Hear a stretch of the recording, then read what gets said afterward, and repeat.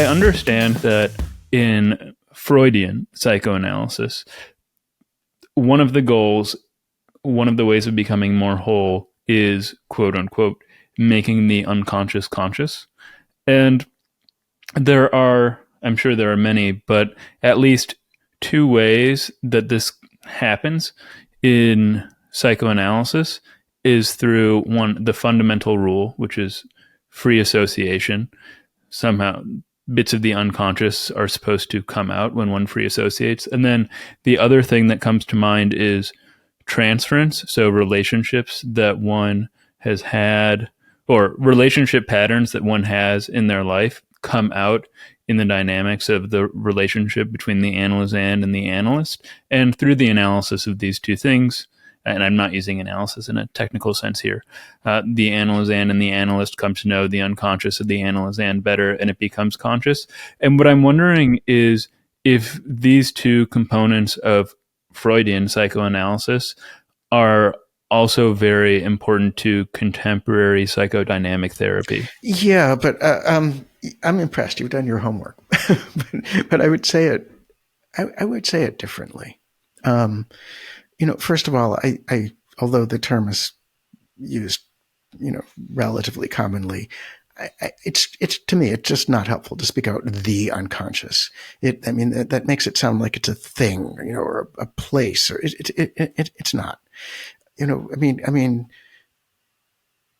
We operate on many levels of consciousness simultaneously all the time. There's consciousness is a continuum, not a category, right? With respect to the things that in principle could come into awareness, could become conscious, you could think about like a rheostat or a dimmer switch rather than on-off switch. It's not the unconscious, the conscious. It's levels of awareness. Unconscious it's as trivial and mundane in day-to-day life as just, a thought, an idea, a feeling comes up and it just slips by. We don't take a special notice of it, or focusing on something else, right? Sort of taking the spotlight of our attention and putting it on something else, in a way that takes our attention away from the other thing, or downplaying it, or minimizing it, or disavowing it in some way. So I think, the unconscious, there's things we are more and less aware of. And there are some things that, we kind of have a vested interest in not paying too close attention to because they're threatening or they're painful in some way. So many comments about the unconscious. Let's talk about what you identified correctly as transference, but let me put it in my own words. We, by virtue of being human, we acquire certain patterns, relational patterns, through our earliest formative relationships, and for that matter, through all of our relationships subsequently. But they start in our earliest attachments. You could think of them as sort of internal templates about who we are and who other people are in relationship with us. We are born into relationship, so we internalize these templates, or we could call them working models of how the world works, how relationships work, that really, the maps that we navigate by as we navigate our way through our lives. Those maps are formed in very important ways, early on. So it's not pathological. It's not a disorder. It's just a fact of human nature that we acquire certain patterns of ways of being and ways of relating to other people fairly early on, right? Lenses through which we look at self and others.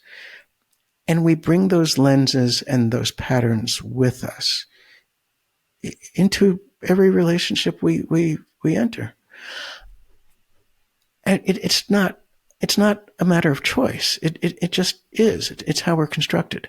And the patterns are often invisible to us. It's like water to a fish. If you've never in your entire life experienced not water, I mean, how would you have a concept of water? When you're going to tell the fish, of course there's water, you're swimming in it. And the fish would be like, it's the water we swim in. It's largely invisible to us. Psychotherapy or psychoanalysis is also a relationship. And when we enter that relationship, we bring those lenses and those patterns with us. And what we do, if we're skillful clinicians, skillful psychotherapists, is we arrange things in such a way. We stack the deck by the way we structure the therapy, so that those lenses that the person brings, or those relational patterns that the person brings, kind of stand out in high relief in the therapy relationship. And that's what makes it possible to recognize, discuss, understand, and, hopefully rework those patterns so the person isn't doomed to spend the rest of their life, repeating the same, painful or self-defeating patterns, over and over again on an endless loop. A colleague of mine says, and I like the way he put it, right? So just to tie your two questions together, the things that we are not aware of, that are the patterns of how we function and how we relate in the world, those things become manifest in the relationship with the therapist or the analyst. And that's what we mean by transference, right? The therapist is seen and experienced through the lenses of the person's, sort of patterns and templates and formative relationships, right? So we become aware of what is outside of awareness as it becomes manifested and recognized in the treatment relationship itself. Thank you for clarifying what I said. You totally answered my question about the transference, but maybe I missed it if you answered my first question, which was if there is something roughly comparable to the fundamental rule that's at work in all of the psychodynamic therapies, that there is that there's an encouragement to free associate. Yes. So it's called the basic rule, but again, these are sort of terms of art that therapists use to talk to one another. That's not what we say to our patients or our clients. Right? So the basic rule is simply that we invite the person to speak as openly and freely as they can about anything and everything that occurs to them, that comes up during the session, without editing or censoring themselves, without deciding beforehand whether it's important or relevant, right? If you think it, feel it, right? It could be thoughts, feelings, memories, bodily sensations, mental images, the words of a song that pop into our head, right? I mean, anything that we notice that occurs to us is sort of fair game. And we ask the person to try to speak as openly as they can. Now, the first thing that a trainee discovers so if you ask people, and we always ask, right? This has to be the therapy relationship has to be something that both people enter voluntarily. It has to be mutually desired and agreed to. So we don't tell the person this is how you're going to do it, but we invite them. We explain the process and why. And would you be willing to give it a try and proceed that way? In my entire career, I've never once had somebody say like, no, I don't want to do that. And usually I say, yeah, not so fast. Because, it's easy. It sounds easy. It's actually extraordinarily difficult. And what we find when students, trainees start, learning this kind of therapy is this kind of free association is actually impossible. It's a hypothetical ideal, right? The person cannot do it. And much of the work that we do is really aimed at, noticing the things that get in the way. Right? So one theorist wrote that one of the goals of this kind of treatment is to have the freedom to go anywhere in our mind that we want. And people come into treatment and they don't have that freedom. And by noticing the things that get in the way, that stop thinking and feeling, that obstruct it, that deflect it, and it's not random. It's very consistent. There's sort of some always there are certain core themes that kind of structure what gets included and what gets excluded, what's easier to talk about, what's difficult to talk about. I mean, we start to notice the structure. We start to notice where and how and why things get excluded, bypassed, attenuated, minimized, dismissed. So the process of the treatment is one where the person becomes increasingly able to experience and describe their experience more openly and freely, right? in a way that flows. And that's part of what I mean when I say that a goal is to become more whole and more free. More whole in the sense that all of the different parts of ourselves, all of the different aspects, the ways we're not of one mind but of many minds, there's space to hear from all of the parts, or at least to hear from a lot more of them and a lot more clearly than when we started.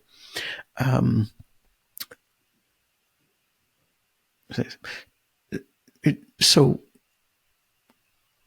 by coming to recognize and understand the things that get in the way and working through them, the person gains access to a greater range of their experience. That's what I mean by becoming more whole.